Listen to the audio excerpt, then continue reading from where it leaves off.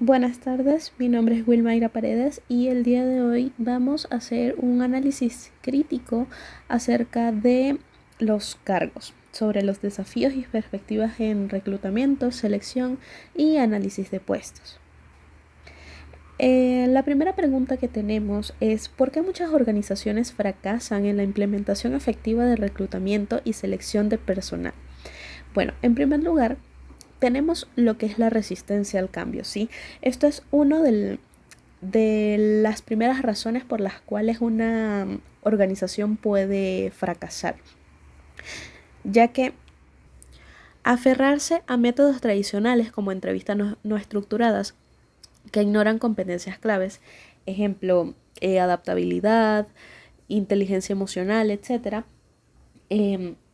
es un desafío significativo, especialmente para la transición hacia el reclutamiento 4.0, ya que las organizaciones, o mejor dicho, las organizaciones pueden aferrarse a métodos tradicionales y mostrarse reacias a adoptar nuevas tecnologías y enfoques digitales.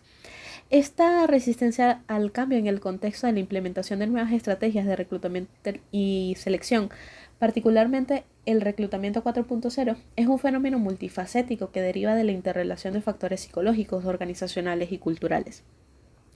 A nivel individual, esta resistencia puede surgir de la incertidumbre y el miedo a lo desconocido.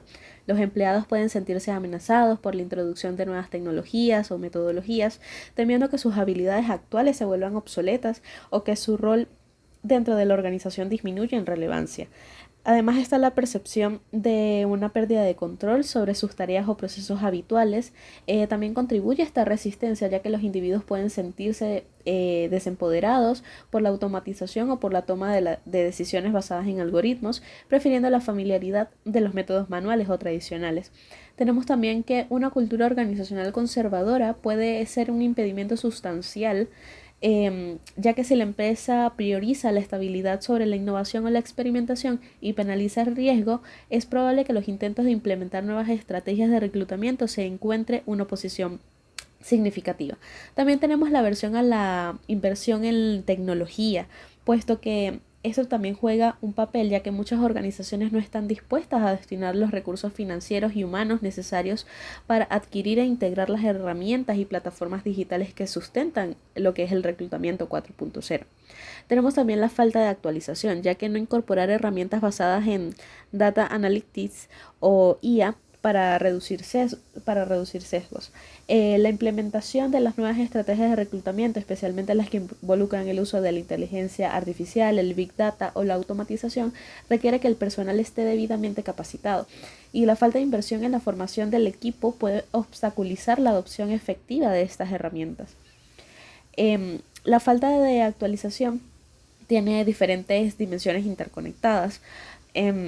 Que es el desconocimiento de las tendencias y herramientas actuales, que el mercado laboral y las tecnologías de reclutamiento pues evolucionan rápidamente y muchas organizaciones fracasan porque sus equipos de recursos humanos o los encargados de la contratación no están al tanto de las últimas metodologías, plataformas y herramientas disponibles.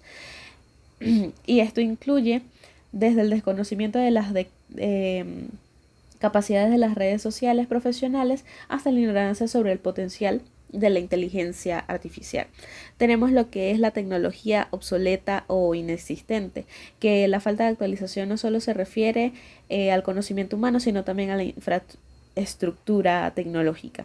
Tenemos también el currícula y formación profesional desactualizada, que los programas de capacitación para los profesionales de recursos humanos a menudo no se actualizan al ritmo que exige el mercado. Entonces esto lleva a que especialistas en reclutamiento carezcan de las competencias necesarias para operar en un entorno digitalizado. Por otro lado, tenemos el enfoque desactualizado en la experiencia del candidato, que esta en la era del reclutamiento 4.0 la experiencia del candidato es primordial, puesto que las organizaciones que no se actualizan en este aspecto a menudo mantienen procesos de solicitud largos y tediosos, comunicación deficiente o inexistente y una falta de transparencia, lo que aleja a los candidatos de la calidad. Y por último tenemos lo que es el enfoque reactivo, que contratar por urgencia sin alinear el perfil con la cultura organizacional o estrategia a largo plazo, pues también puede llevar a la organización al fracaso. Esto tiene alguna serie de consecuencias, que es por ejemplo la mayor rotación de personal, que los empleados que no se sienten parte de la cultura de la empresa son más propensos a abandonar el puesto en poco tiempo, generando costos adicionales de reclutamiento y capacitación. También tenemos la disminución de la productividad, que un desajuste cultural puede generar conflictos internos, afectar la moral del equipo y reducir la colaboración, impactando negativamente en la productividad general. Y por último tenemos el deterioro del clima laboral, que la incorporación de personas que no encaja culturalmente puede generar tensiones y un ambiente de trabajo menos armonioso y productivo. Como segunda pregunta, tenemos cómo los sesgos cognitivos de los analistas pueden distorsionar los resultados del análisis. Pues en primer lugar, tenemos que los sesgos son atajos mentales que el cerebro humano utiliza para procesar información de manera más rápida, pero que a menudo llevan a errores sistemáticos de juicio. Entonces, cuando los analistas de reclutamiento y selección están involucrados en procesos de análisis de puestos o de candidatos, estos sesgos pueden distorsionar significativamente los resultados de su trabajo, llevando a decisiones de contratación subóptimas. Entonces, algunos de los sesgos que podemos ver en esta área es el sesgo de confirmación, que los analistas pueden buscar interpretar la información de manera que confirme sus creencias o hipótesis preexistentes sobre un candidato o puesto. Por ejemplo, si un analista tiene la idea preconcebida de que cierto tipo de experiencia es ideal para un puesto, podría dar más peso a la evidencia que apoye esa idea e ignorar o minimizar la evidencia que la contradice, distorsionando la verdadera adecuación del candidato o la necesidad del puesto. Tenemos también el efecto halo, que un rasgo positivo, halo, o negativo, horn, sobresaliente de un candidato puede influir desproporcionadamente en la percepción general del analista sobre todas sus demás características. Es decir, que si un candidato tiene una habilidad muy impresionante o una referencia excepcional, el analista podría asumir que es igualmente fuerte en otras áreas, incluso si no hay evidencia directa. Tenemos el sesgo de anclaje, que el analista puede basar su juicio en la primera pieza de información que recibe, el ancla, ajustando sus evaluaciones posteriores a partir de ese punto de referencia inicial. Tenemos el sesgo de disponibilidad, que los analistas pueden sobreestimar la probabilidad de eventos o la validez de la información que les resulta más fácil recordar o que es más vívida en su memoria. Tenemos el sesgo de similaridad, que es la tendencia a favorecer a las personas que son similares a uno mismo en términos de antecedentes, personalidad, intereses o demografía. Este sesgo también se llama el sesgo de afinidad. Tenemos el sesgo de contraste, que la evaluación de un candidato puede verse afectada por la calidad de los candidatos que fueron evaluados inmediatamente antes. Sí, un candidato promedio podría parecer sobresaliente si se le compara con un candidato muy débil que le precedió, o parecer débil si se le precede un candidato excepcionalmente fuerte. Entonces esto distorsiona la evaluación objetiva del candidato en sí mismo. Y por último tenemos el sesgo de primacía o irresciencia, que es que la información presentada al principio, primacía, o al final, recencia, de un proceso de evaluación puede tener un peso desproporcionado en la decisión del analista. Y tenemos el sesgo de confirmación retrospectiva, que una vez que se conoce el resultado, el analista puede reinterpretar los datos previos para que parezcan más consistentes con el resultado conocido. Para la tercera pregunta tenemos ¿qué metodologías son más efectivas para recolectar datos en entornos laborales dinámicos? Tenemos la observación directa y participativa, que esta implica que el analista observe a los empleados en su entorno de trabajo mientras realizan sus tareas. En la observación participativa, el analista puede incluso realizar alguna de las tareas. Esto tiene ciertas ventajas, ya que permite capturar la realidad en tiempo real de las tareas, las interacciones y el uso de herramientas, lo cual es invaluable en puestos donde las descripciones formales pueden quedar obsoletas rápidamente. Tenemos también las entrevistas estructuradas, semiestructuradas y no estructuradas, que esto es una recopilación de información a través de conversaciones con los ocupantes del puesto, sus supervisores y stakeholders. Esta básicamente tiene bastante efectividad y ventajas, ya que por ejemplo las entrevistas semiestructuradas son muy efectivas, permiten profundizar en las habilidades blandas, la complejidad de las decisiones, los desafíos diarios y los requisitos cambiantes. Tenemos lo que son los cuestionarios y las encuestas, que son formularios con preguntas estandarizadas, cerradas o abiertas, que se distribuyen a un gran número de ocupantes del puesto o expertos.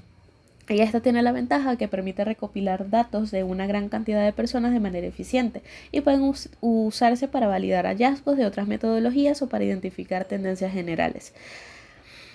Por último, tenemos los grupos focales y talleres, que básicamente son reuniones facilitadas con grupos de ocupantes del puesto, supervisores o expertos, para discutir colectivamente las tareas y responsabilidades, desafíos y habilidades requeridas. Esta tiene la ventaja de que permite la discusión e interacción, lo que puede revelar una comprensión más profunda y consensuada de roles complejos y cambiantes. Entonces son excelentes para identificar nuevas habilidades o la evolución de las funciones a través de la inteligencia colectiva. ¿Cómo impacta la diversidad generacional? Ejemplo, Baby Boomers versus Gen Z en las competencias requeridas para este rol.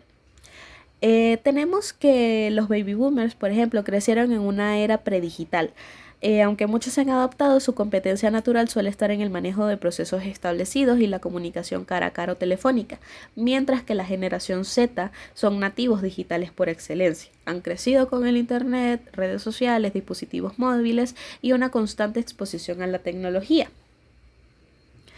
Entonces, aquí tenemos una tabla comparativa acerca de los baby boomers versus la generación Z, que por ejemplo en las competencias tecnológicas y adaptabilidad general, los baby boomers para roles que requieren alta interactividad digital podrían necesitar capacitación y un periodo de adaptación, mientras que la generación Z para roles en entornos de reclutamiento 4.0 esta ya posee muchas de las competencias tecnológicas fundamentales. Con respecto al estilo de comunicación y colaboración, los baby boomers valoran la comunicación formal, jerárquica y a menudo presencial o telefónica, mientras que la generación Z prioriza la comunicación rápida y directa y a menudo visual a través de las plataformas de mensajería instantánea, redes sociales y herramientas colaborativas online. Con respecto a las expectativas de trabajo y el desarrollo profesional, los baby boomers a menudo priorizan la estabilidad laboral, la lealtad a la empresa y el ascenso jerárquico, mientras que la generación Z busca propósito en su trabajo, flexibilidad, un equilibrio vida-trabajo y oportunidades de aprendizaje y desarrollo continuo. Y por último, en las habilidades de resolución de problemas y pensamiento crítico, los baby boomers suelen aplicar un enfoque basado en la experiencia acumulada y en la resolución de problemas a través de métodos probados, mientras que la generación Z pueden abordar los problemas con una mentalidad más experimental, buscando soluciones innovadoras y tecnológicas y están más cómodos con la ambigüedad y la información de diversas fuentes online.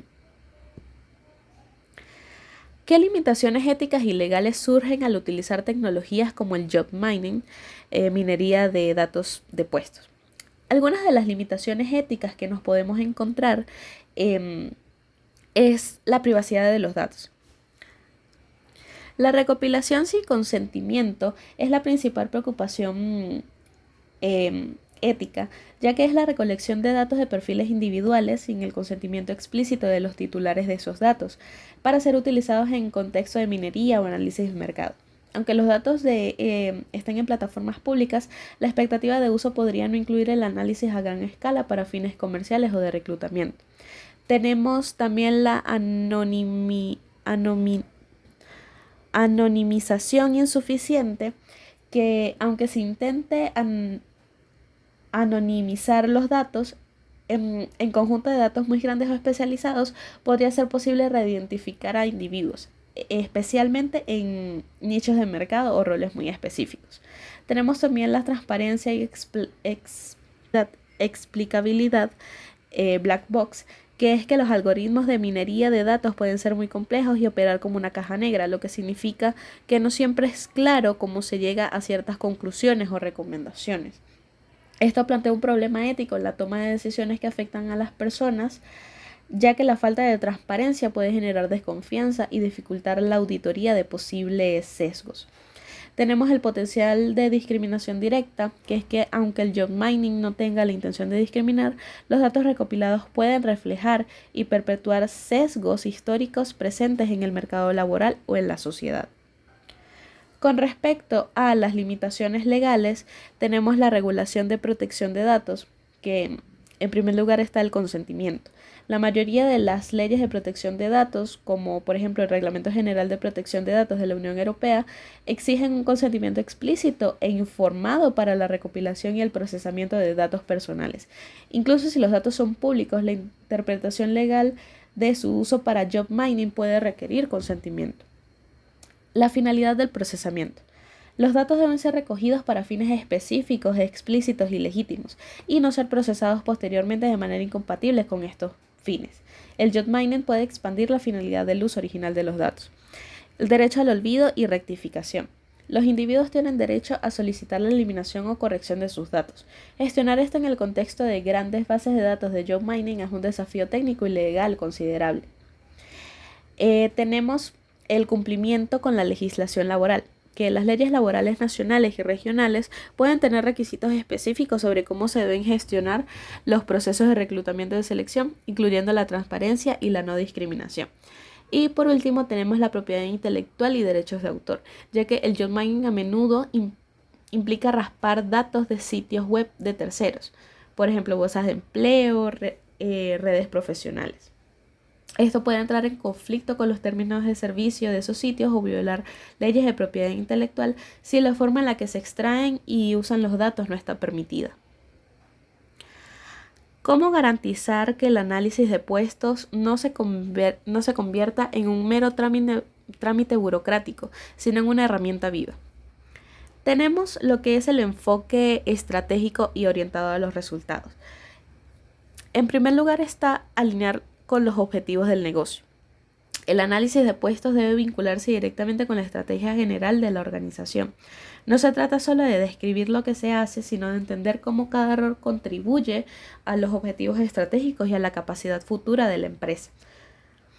Y tenemos, por otro lado, identificar competencias futuras, que en lugar de solo documentar las competencias actuales, el análisis debe proyectar qué habilidades y conocimientos serán necesarios en el futuro, dado que las tendencias del mercado y la evolución tecnológica y la evolución de la tecnología.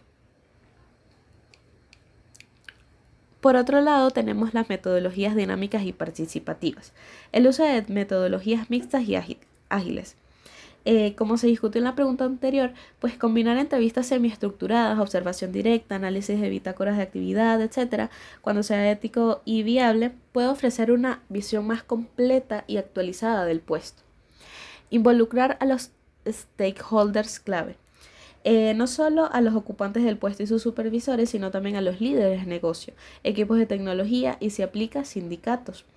Su participación garantiza que la descripción del puesto sea realista, esté alineada con las necesidades operativas y futuras y cuente con el buy-in necesario para su implementación.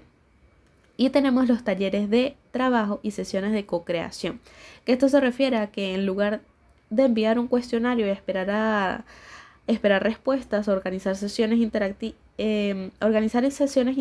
donde los empleados y gerentes puedan discutir y co-crear la descripción de su rol, sus desafíos y las competencias clave, fomenta un sentido de propiedad y relevancia. Y por último, tenemos la actualización continua y flexibilidad, que básicamente, por ejemplo, las revisiones periódicas y bajo demanda nos explica que establecer un ciclo de revisión regular, como por ejemplo anualmente o semestralmente, para todas las descripciones de puesto. Además, permitir revisiones bajo demanda cuando haya cambios significativos en la tecnología, la estrategia de la empresa, los procesos de trabajo o la composición del equipo. Tenemos los formatos flexibles y modulares, que crear descripciones de puestos que puedan actualizarse fácilmente en segmentos en lugar de requerir una revisión completa cada vez. Y tenemos el énfasis en la adaptabilidad y el aprendizaje continuo, que es que las descripciones de puestos en entornos dinámicos deben reflejar la necesidad de que los ocupantes del puesto sean adaptables y estén dispuestos a aprender nuevas habilidades.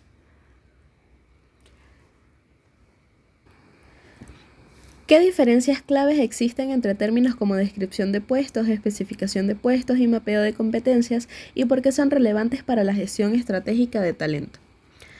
Aquí tenemos una tabla comparativa que nos explica, por ejemplo, descripción de puesto. ¿Qué es? Es un documento que enumera y define las responsabilidades, deberes, tareas y funciones principales de un puesto de trabajo. Su enfoque es que se centra en lo que se hace en el puesto. Y su relevancia para la gestión estratégica se refiere a la claridad de roles, que es que proporciona a los empleados una comprensión clara de sus responsabilidades. Está diseño organizacional, que ayuda a estructurar a la organización y evitar duplicación de funciones. Está la comunicación, que sirve como base para la comunicación interna y externa sobre el rol. Y el punto de partida, que es el primer paso para cualquier análisis de puestos para otros procesos de recursos humanos. Tenemos la especificación de puestos, que detalla las cualidades, calificaciones, habilidades, conocimientos y atributos personales necesarios para que una persona pueda desempeñar exitosamente las funciones descritas en el puesto.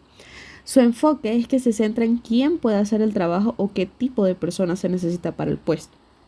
Y la relevancia para la gestión estratégica está el reclutamiento y selección, que es fundamental para crear perfiles de candidatos y redactar ofertas de empleo precisas. Está el desarrollo y capacitación, que ayuda a identificar las brechas de habilidades en los empleados actuales y a diseñar programas de capacitación para desarrollar las competencias necesarias. Está la evaluación de desempeño, que proporciona criterios objetivos para evaluar el desempeño de un empleado en relación con las habilidades y conocimientos requeridos para su rol. Y está la base para el mapeo de competencias, que sirve como un insumo clave para identificar las competencias subyacentes. Y por último está el mapeo de competencias, que es un proceso de identificar y definir las competencias clave, que son conocimientos, habilidades, capacidades, características personales comportamentales, que son críticas para el éxito en un puesto específico, un equipo, un departamento o toda la organización.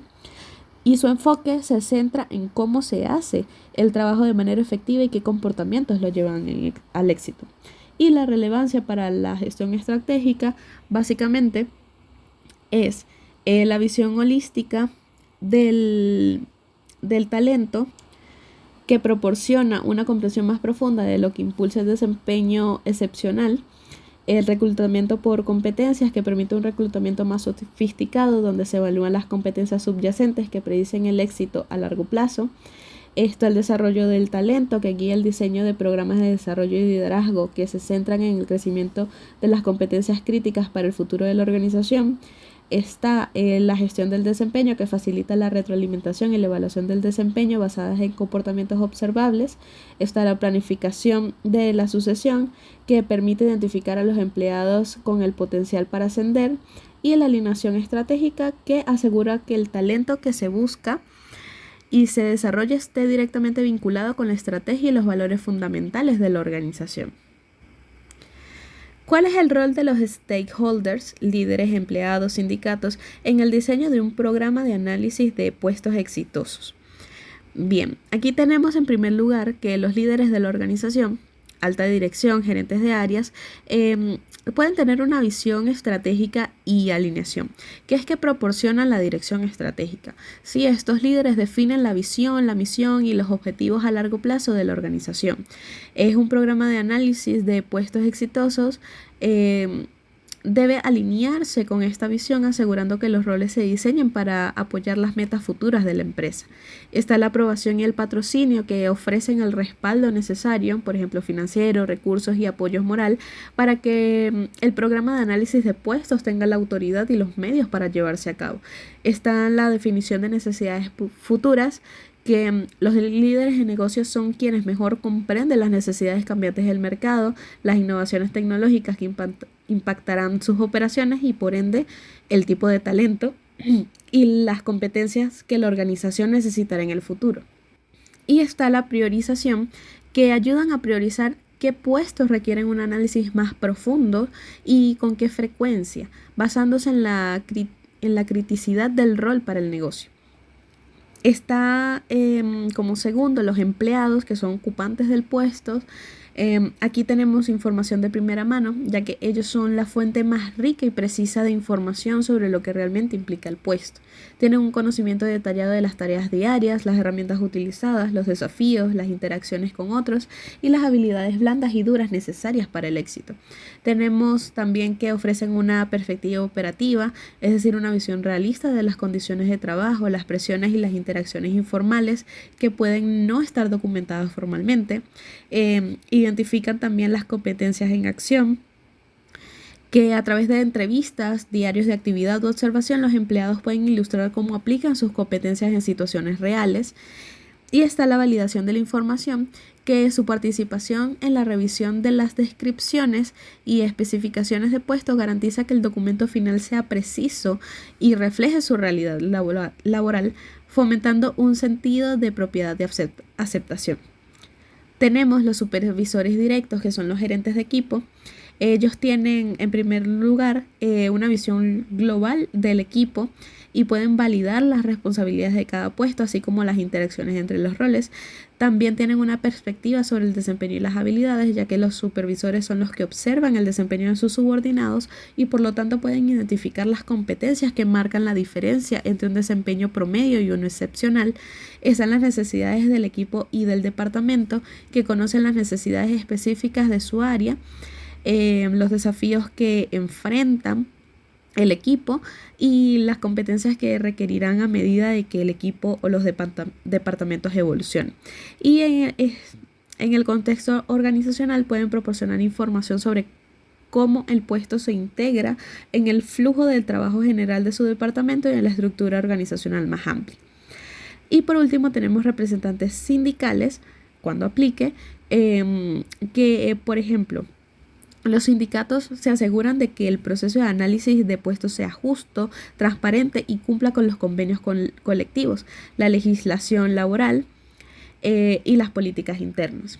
Y su participación puede ayudar a prevenir disputas laborales y garantizar que los cambios en las descripciones de puestos no afecten negativamente los derechos o condiciones de los trabajadores.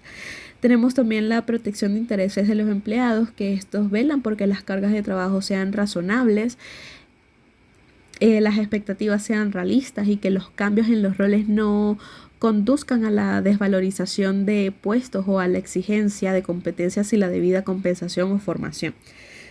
Y son facilitadores de la comunicación, ya que pueden servir como un puente de comunicación entre la gerencia y los empleados, ayudando a explicar el propósito del programa de análisis de puestos y a gestionar las preocupaciones o resistencias. Entonces, para finalizar, en definitiva, la gestión del talento ya no es una función meramente operativa, sino una palanca estratégica fundamental para la competitividad y la sostenibilidad organizacional. Entonces, las empresas que logren integrar la tecnología, superar la resistencia al cambio, actualizar sus procesos y fomentar una cultura de aprendizaje, serán las que conseguirán atraer y desarrollar y retener el talento necesario para prosperar en esta compleja y dinámica economía global en la que nos vemos envueltos en la actualidad. Entonces, eso es todo por hoy. Muchas gracias.